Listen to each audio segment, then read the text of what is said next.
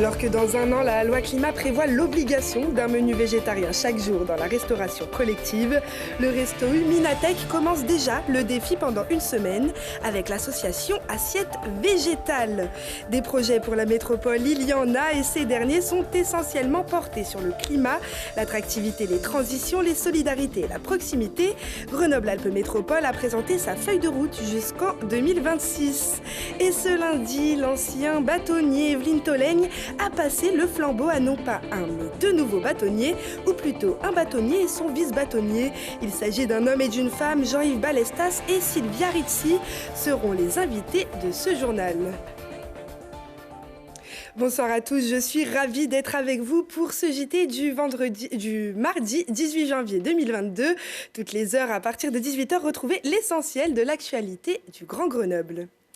C'est la semaine verte dans les assiettes des étudiants du Crous. Au resto Huminatech, l'heure est à la sensibilisation et à la régalade.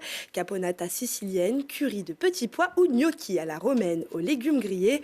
L'objectif du menu est de proposer une offre végétale pour répondre aux enjeux environnementaux à la demande des étudiants.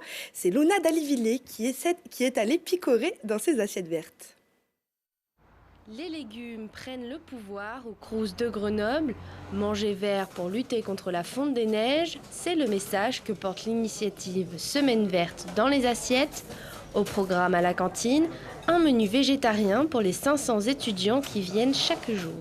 Habituellement, au Crous de Grenoble, on propose entre 8 et 10% de nos plats qui sont végétariens.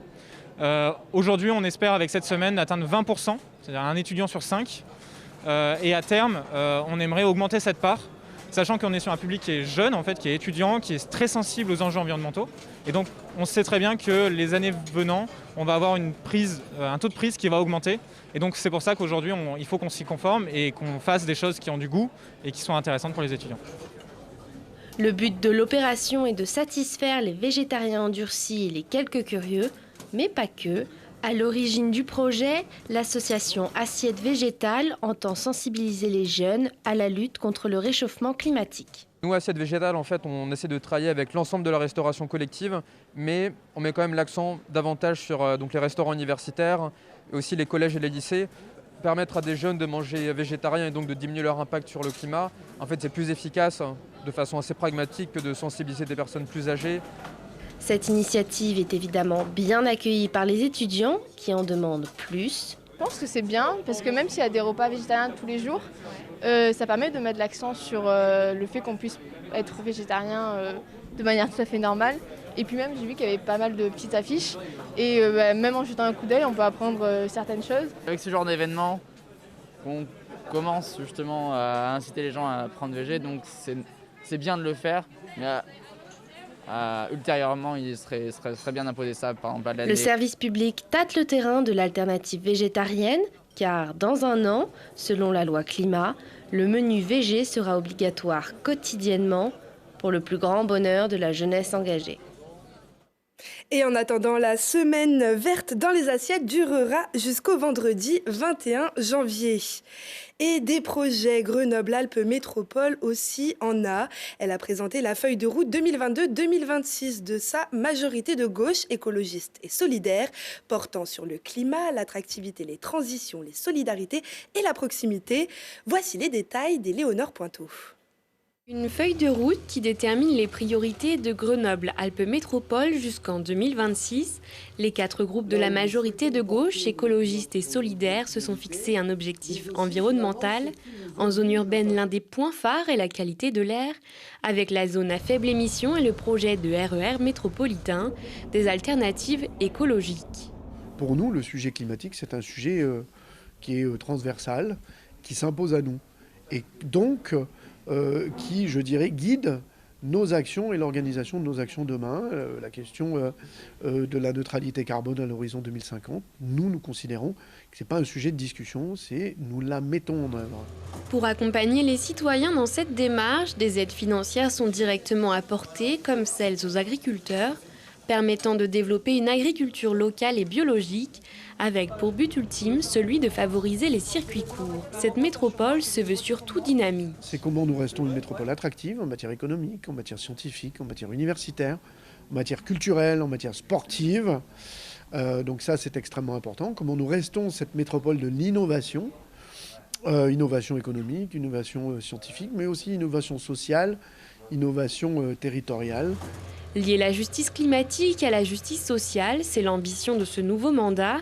Rendre service aux habitants comme leur permettre un meilleur accès à l'eau pour les prochains épisodes caniculaires. Mais la question est aussi celle de l'emploi dans la métropole. C'est la métropole des solidarités, en matière de logement, en matière d'habitat, en matière de services publics. Puisqu'il ne peut pas y avoir de développement métropolitain sans solidarité. Nous devons penser à celles et ceux qui sont les plus éloignés de l'emploi, les amener, les accompagner. Donc ça, c'est notre rôle. Cette feuille de route doit guider les élus de la majorité dans leur choix pour ce mandat. Elle est accessible à tous les habitants de la métropole. Et oui, accessible à tous les habitants de la métropole sur le site grenoblealpesmétropole.fr. Le Festival international du film de comédie a débuté ce lundi à l'Alpe d'Huez. Un festival entre Covid et fou rire.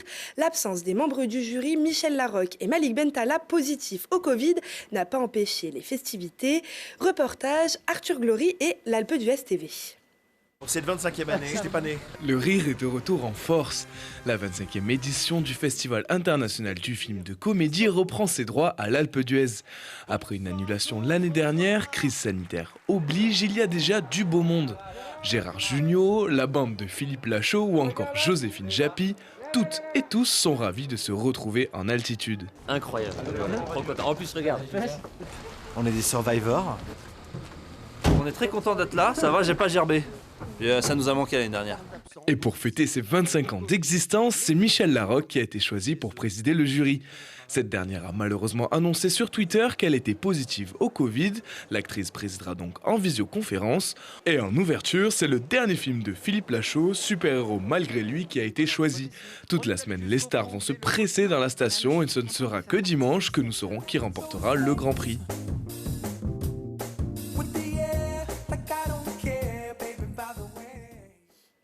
Et Thibault Leduc recevra l'équipe du film super-héros Malgré lui. Philippe Lachaud, Élodie Fontan et Julien Arrouti seront les invités de Si on parlait ce mercredi à 20h15. Tout de suite, nous sommes avec nos invités. Donc vous, monsieur le bâtonnier Jean-Yves Balestas, et vous, madame la vice-bâtonnier Sylvia Rizzi. Bonjour à tous les deux. Bonsoir et bonjour.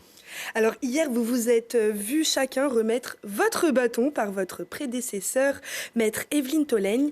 Vous êtes deux, c'est une première, vous allez devoir cohabiter ensemble. Oh, c'est pas un devoir, c'est un plaisir. Nous nous connaissons bien et je pense que le barreau de Grenoble comporte un nombre d'avocates ou de consoeurs qu'il faut entendre et je pensais qu'effectivement, maître Sylvia Rizzi, représentante expérimentée et des avocates, pouvait effectivement m'aider dans cette tâche. Être deux, c'est aussi correspondre à une parité qui s'impose dans le monde judiciaire. Regardons les chefs de juridiction, ils sont deux, et souvent également hommes-femmes. C'est le cas à la cour d'appel, c'est le cas au tribunal. Donc être deux, c'était d'un choix de la part de qui ?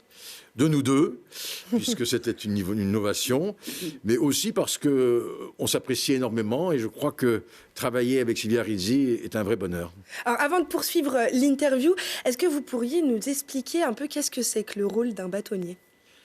Le rôle d'un bâtonnier, c'est d'abord, bien sûr, d'encadrer les confrères. Je dis encadrer parce qu'il y a un rôle de discipline et de rigueur, de respect des règles et des usages. Et c'est aussi de représenter le barreau de Grenoble devant les juridictions. Et puis, surtout, faire connaître notre profession dans la cité et dans le territoire. Nous sommes des acteurs économiques et nous devons être partie prenante de ce qu'on vient de dire qui est dans votre journal, c'est-à-dire l'innovation. L'innovation dans l'écologie, puisque la Cour d'appel de Grenoble est une juridiction première en matière du droit de l'environnement. Alors, vous l'avez dit, il y a un nombre important d'avocats et d'avocates encadrés ici à Grenoble. Ils sont au nombre de combien ? Alors, nous étions jusqu'il y a peu 580 et nous avons eu le bonheur d'accueillir 20 nouvelles recrues en janvier 2022. Donc, nous sommes aujourd'hui à près 600 avocats au barreau de Grenoble, ce qui représente un chiffre important, c'est un barreau important. Ce sont eux qui vous choisissent en tant que bâtonnier ? Qui décide des Oui, nouveaux... ce sont ceux qui nous élisent. Et c'était la première fois, effectivement, que nous demandions à nos confrères, 580, plus les avocats honoraires qui viennent aussi voter. Donc, on était un petit plus, il y avait plus de votants que 580. Ce sont eux qui nous élisent, oui. Oui. Et ils vous élisent pour 2 ans. Quelles vont être vos priorités durant ce mandat ? Comment est-ce que vous souhaitez faire évoluer le barreau de Grenoble ? La confraternité, c'est une sorte de politesse entre nous. Ce sont des règles et dans ce monde difficile que nous avons tous à affronter, qui est celui du Covid, se retrouver ensemble, ça fait du bien. Et je crois que la première chose, notre première mission, c'est de retrouver l'unité, du bonheur d'être ensemble, de vivre ensemble. Ça, c'est notre premier axe à travers notre déontologie. Deuxième axe, c'est effectivement nous impliquer davantage dans cette cité grenobloise, de participer avec les élus à des projets communs. Je crois que c'est nécessaire que l'avocat soit considéré comme un acteur économique et c'est notre objectif de ce mandat. Alors, j'ai entendu, vous avez parlé d'unité. Justement, il y a 2 ans, on avait remarqué cette unité entre la confrérie des avocats pour défendre leur droit à la retraite. Est-ce que les revendications de cette grève, qui a été assez longue, sont toujours d'actualité aujourd'hui ? Absolument. Elles sont toujours d'actualité. Aujourd'hui, le projet de réforme des retraites qui nous avait fait nous lever vent debout dans toute la France et d'une manière extraordinaire, comme ça n'était jamais arrivé jusqu'à présent, n'est pas revenu sur la table. Nous craignons qu'il ne revienne et nous serons toujours aussi unis et toujours contre cette réforme si elle est présentée telle qu'elle l'était l'année dernière. Pour effectivement lutter contre cela parce qu'elle n'était pas juste, elle n'était pas équitable, elle ne considérait pas les droits des avocats. Et cette année commence fort au palais de justice de Grenoble. Elle va vivre au rythme du procès Le Landais. Même si vous n'êtes pas impliqué directement, qu'est-ce qu'on peut déjà présager ? Comment est-ce que ça va se dérouler, toute cette affaire ? C'est un dossier emblématique. Première remarque... La justice a bien fonctionné puisque les faits sont relativement peu anciens. On voit des procédures qui durent très longtemps et ici, la cour d'assises de l'Isère va juger dans un temps assez réduit finalement ces faits. Les bâtonniers vont être aussi parfois amenés, s'il y a des difficultés au sein du débat, d'intervenir pour rappeler les règles et notre rôle sera d'être observateur, mais d'être aussi vigilant sur le respect de la déontologie. Et il y aura énormément de travail. On y reviendra d'ailleurs sur le procès Le Landais. En tout cas, je vous souhaite à tous les deux le mandat le plus paisible possible et avec des paillettes, comme vous l'avez souhaité votre prédécesseur hier, Maître Evelyne Tolaine. Merci à vous deux d'avoir accepté notre invitation. Merci. Et tout de suite, on poursuit avec l'agenda. Et tout d'abord, Le Jour se rêve, le tout nouveau spectacle de Jean-Claude Galota à la MC2. L'homme revient sur ses débuts de danseur à New York sur une musique de Rodolphe Burger. Une chorégraphie à retrouver mercredi, jeudi et vendredi soir à la MC2 de Grenoble. Et du rire, encore du rire, mais pas à l'Alpe d'Huez, au Café-Théâtre cette fois-ci, avec Julie Bigot est culottée. Décrite comme la fille de Louis de Funès et Jim Carrey, la légende raconte qu'elle aurait décoiffé Vincent Lagaffe, laissé sans voix Charlie Chaplin et ébloui Gilbert Montagnier, avec son spectacle plein d'humour et de fraîcheur à retrouver à 20h30 ce mercredi à la Basse-Cour. C'est la fin de ce journal. Merci à tous de nous avoir suivis. Rendez-vous demain à la même heure pour un nouveau point sur l'actualité. Excellente soirée à tous.